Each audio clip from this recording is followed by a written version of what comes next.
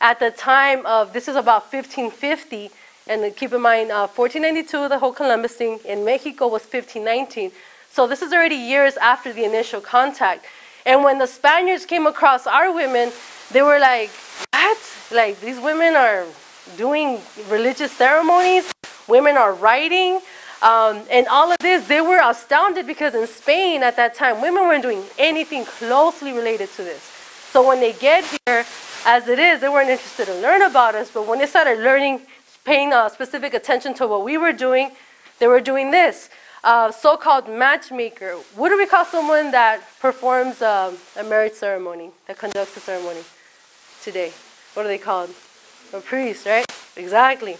So this woman here is literally tying the knot, you know, and that was part of our tradition of this young couple. And not only is she there to physically tie the knot, this is someone that's been very respected in the community, someone that knows the history of the community, someone that can tell him his part, his role in the marriage, and tell her hers, because this is like a historian. Not only was she a priestess, but she knew the collective history of that certain city that they were from. And then we have over here women scribes, women writers. Now, if you don't have education, how are you going to know how to write? So this is actual evidence that women were educated. You know, if they weren't just making statues of women just to look cute. You know, you had to put two and two together. In order for women to write, you have to understand language. In order to understand language, you have to be educated. So based to reflect the fact that we have mandatory education, we have a woman scribe.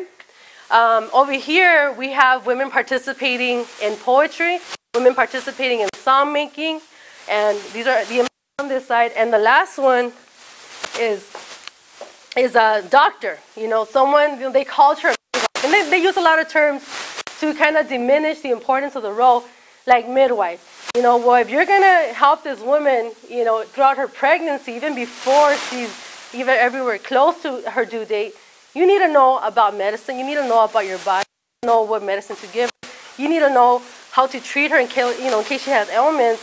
That's not just a midwife. You know, that's a doctor that's doing the whole prenatal care.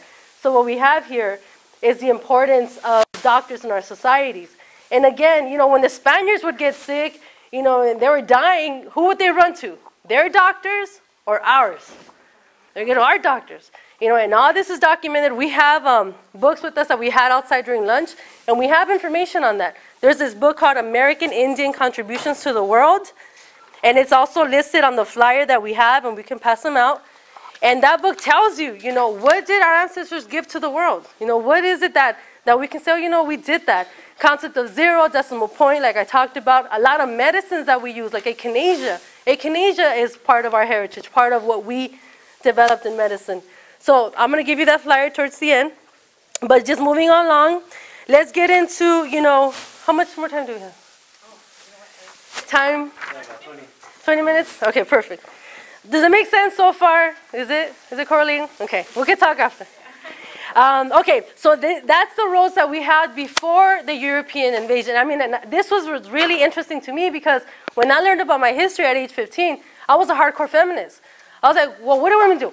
You know, how do women do this? And how do we, because I've been taught, right, that the negative aspects of our culture. So I wanted to know, what did we do before the European invasion? If I've been given all these roles to look up to, well, as a woman, what do I have to connect to?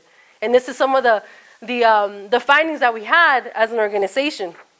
Now, you get into the genocide, right? We have the fact that they killed 23 million Mexican Central Americans. This is from 1519 to 1580. Overall, in so-called the Western Hemisphere, you have the death of 70 to 100 million of our people.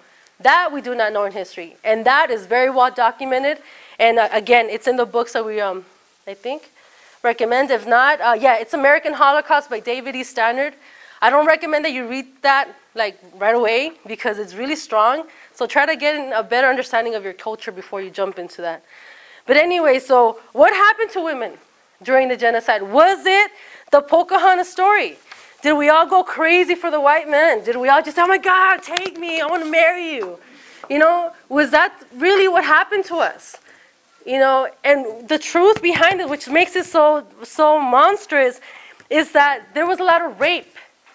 Rape was happening. You know, we say, oh, we're a new race. And, you know, they like to paint that story because it's hard for us to say, you know, our ancestors were raped. And not just by the tens, and not just by the hundreds, but in thousands we were raped.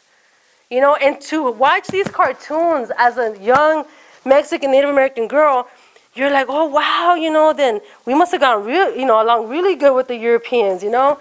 And this girl over here, oh, wow, let me fall in love with them and get out of here because these people are savage. So we don't know the history, and if you see your flyer, we have during 1492, we have the rapes, we have the killings. I mean, who we are as a people was used against us. The fact that we were female was used against us in the form of rape. And that's really hard to talk about because we all want to claim the Spanish grandfather. Oh, my great-grandfather came from Spain. Look it up. Do the math on that one. It's statistically impossible, but I invite you to do the math on that. And it's really painful to talk about that, but we get these stories, right? We get these stories of Malinche. Oh, Malinche, you know, she helped Cortez. And, well, if you help Cortez and Cortez killing your people, then isn't that a bad thing? You know? So, we're getting it twisted versions of what really happened between Native women and European men. So let's fast forward. Fast forward to 2010. And let's talk about the images. Pocahontas, right? We have Shell. We have La India Maria. How many of you know La India Maria? Right? We grew up laughing our asses off at her. Like, oh my gosh, she's hilarious. Yes, or La Chupitos. So can anybody name a positive image of a Mexican, Central American, Native American woman? Who? Thank you. That's the only thing I came up with.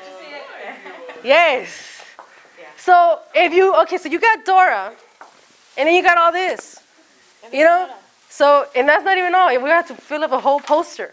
So it's like, what's going on? You know, the messages that we're getting. How does Dora become stronger? Yes. Diego, yes. Diego's another one. Yes, definitely. We need much more Diegos and Doras. Is she in jail though? Yeah, she went to Arizona. Yeah, dude, so. Exactly. So this is one image. One image. I mean, we have a lot of work to do.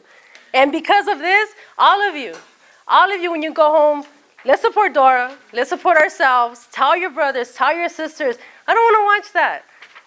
Let's get brown, white, and black Barbies. Let's try to make it more so I can reflect. I could be reflected in the toys I get. I could be reflected in what I watch on TV. So these are the type of things that we're up against. And those of us going to the college, we're going to be given much more platforms. We're going to have more access and more power to change that. So when you are there in those positions and you have that power and you have that awareness, remember this. Remember that we have a responsibility to change it. No one's going to change it. I could write them letters all damn day. And they're like, oh, well, we're getting money by this company. And that company doesn't care to raise the self-esteem of our people. We do. Right?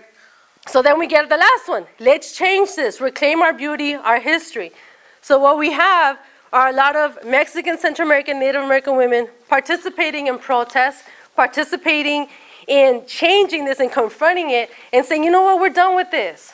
This is a new day. We're no longer going to be ashamed of who we are. We're no longer going to let the TV and the media dictate to us what is beautiful and what is ugly and what I should and should not look like. So that's something that I invite you guys to take on. Take it on, males and females. This is a both shared collective responsibility that we have. And take this with you. Look at the website that we have and share this experience. It's a painful experience, but we need to start talking about it. We need to start saying, you know what, Mom? I'm okay. I don't want to dye my hair blonde. I don't want to put blue eye contacts. I think I'm pretty this way. You know what, Abuelita, I don't mind getting darker. It's okay. It's okay in my book.